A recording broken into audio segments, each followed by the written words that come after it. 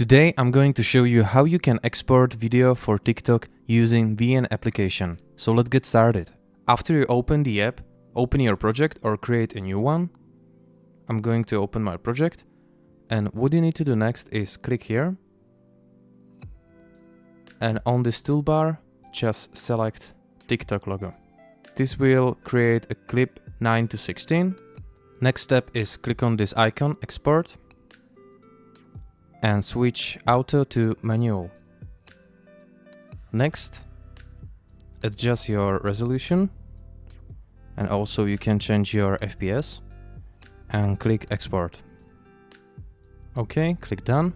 And the next step is open TikTok, click upload, select your clip, and here we go. This is how you can export your video for TikTok. Thank you for watching the video. If you find it helpful, please hit the like button, and if you want to support this channel and see more, subscribe, and see you in the next one.